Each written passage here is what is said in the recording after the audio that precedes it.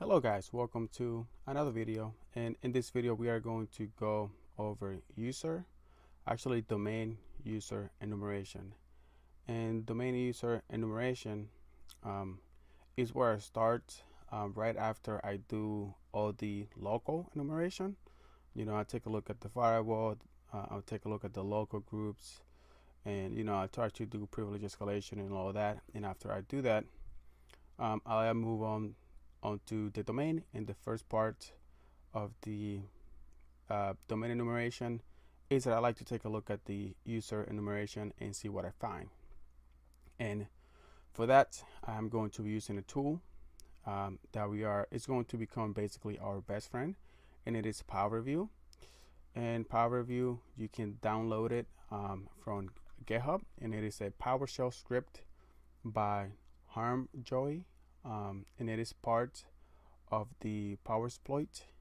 Let me show you guys where you guys can get it. I'm also going to add a link on the description, or if it's not going to be in the description, it's probably going to be in that text file that you can download for all the commands that I'm going to be running. And here is PowerView. That's the PowerShell script that we're going to be using, and it's part of PowerSploit, just like I said. Okay, so the first thing that we're going to do is, of course, open PowerShell, because we are going to be using a PowerShell script. And the first thing that I like to do is I'm going to go into the folder where I have PowerView over here in C drive in the AD folder. So let's go ahead and do a CD, which is change directory.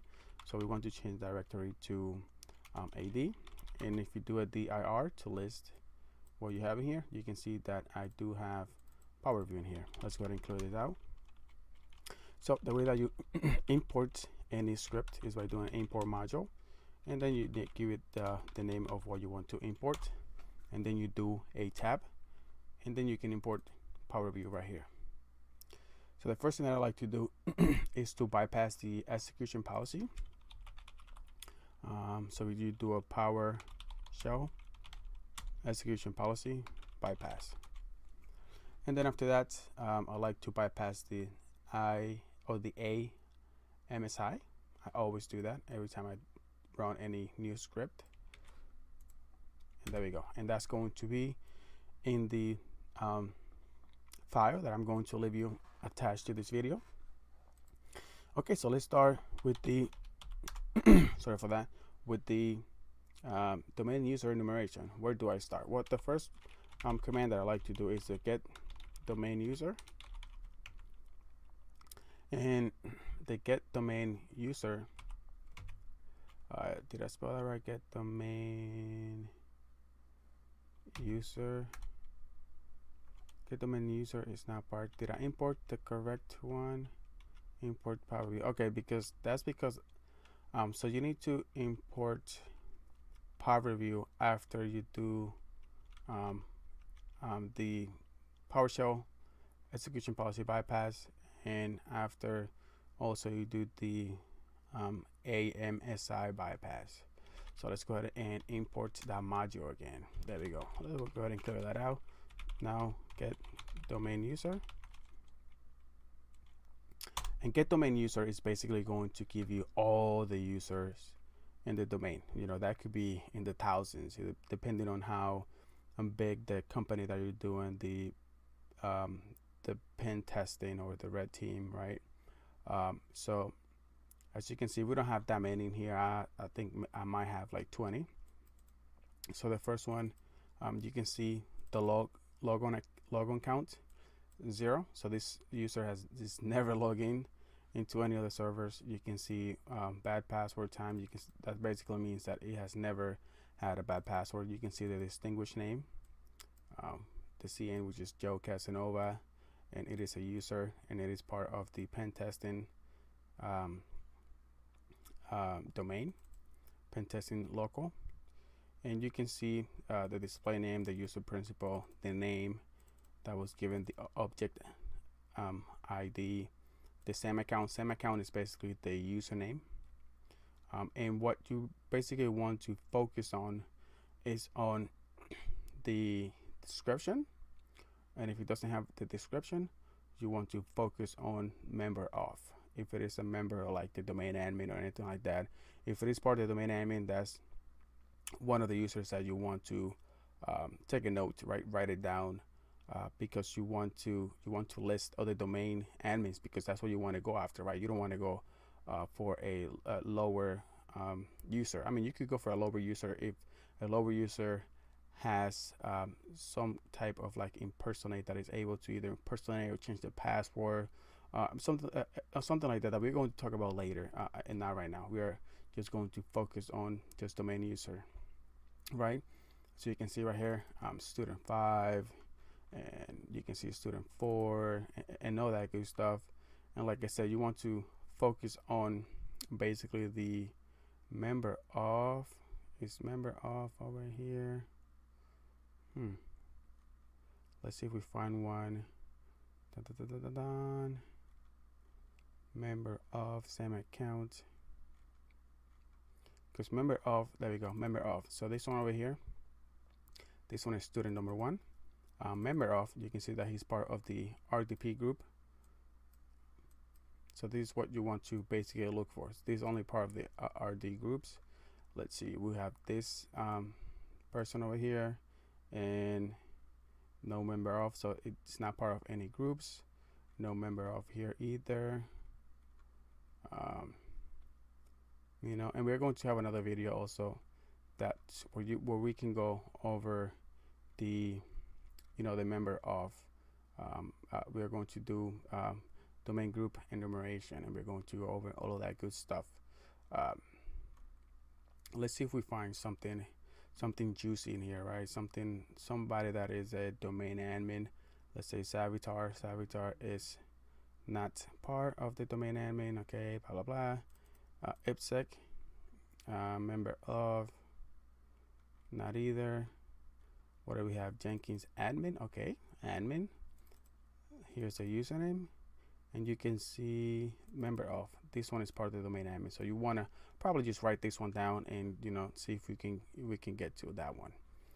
So another command that you could do, since we find the Jenkins admin, what you can do is a get domain user, and if you want to go after a specific username, you can just do like the Jenkins admin that we found, and that will provide you with just that username, that is specific username.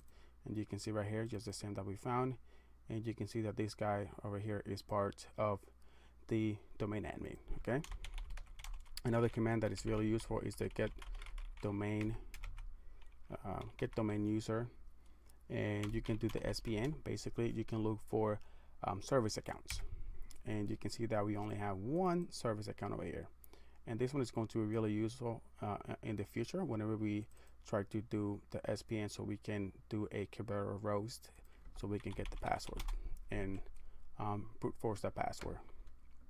And another useful command that you can do is a get domain user, and you can do properties, and in properties you can basically put any of those fields that we saw, like let's say I think you can do member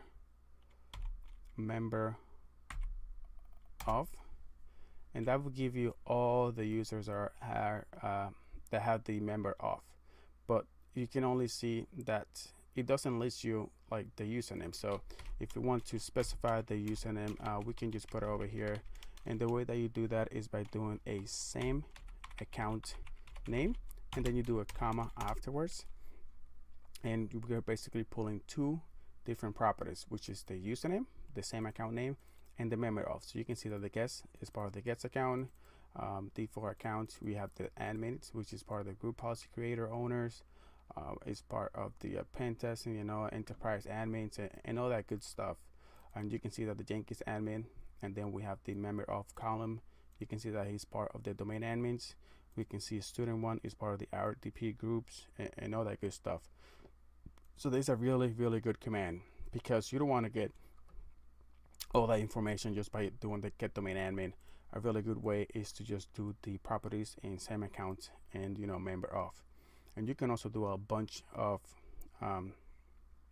different sets of properties, and the best one that I like to go for, because you will really be surprised of what you can find. So one of the best one that I love to do is the descriptions, because a lot of companies just add like the passwords and a lot of good information in the description to tell you what the account is for, sometimes like the password, like I just said. So this is the one that I really love to do, is the same account name, so the username, and then what we have in the description. So as you can see over here, we have the guest account, and here's what it has in the description for the guest account, the default accounts, admin accounts, the web admin. You can see right here, I was just playing with you, password is, just kidding. But then we have student 5, and student 5 password is password 123. Interesting what we can do. Let's go ahead and try that out. Let's go ahead and go do an RDP session, and we are going to RDP into this computer, the same computer that I'm in right now.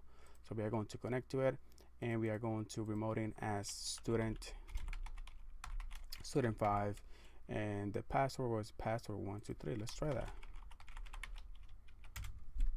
Oh, and it looks like it's going to connect me to it. What are we going to find in here? Let's see.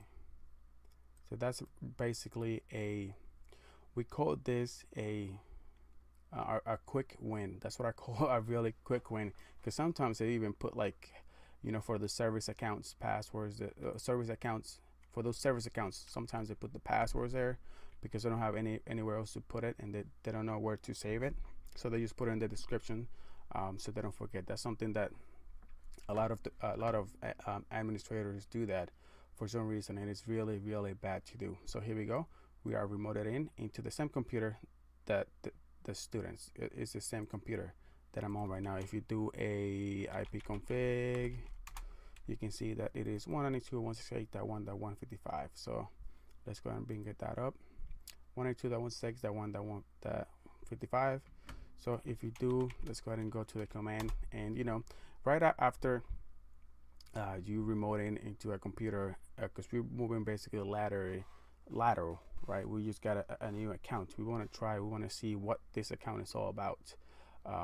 And the first thing that I try to do is always doing local enumeration, and then do domain enumeration and see what I have access to, and just like that. So student, we can do a who am I. You can see that it is student 5, and then I like to do a who am I groups, and you can see right now this guy is part of the building administrator. So I am right now a administrators. I'm part of the administrators group, and that's what I call a quick win. So if you're out there and if you have password in the description, please remove those passwords and put it in a save. Just put it somewhere else, but just don't put it in the description, because if you put that for a domain admin account, and somebody hacked into your system and they see that password there, they are going to use it, and they are going to they are going to kill your system. So please don't do that. And this is all for this video. On the next video, we are going to go over domain group enumeration.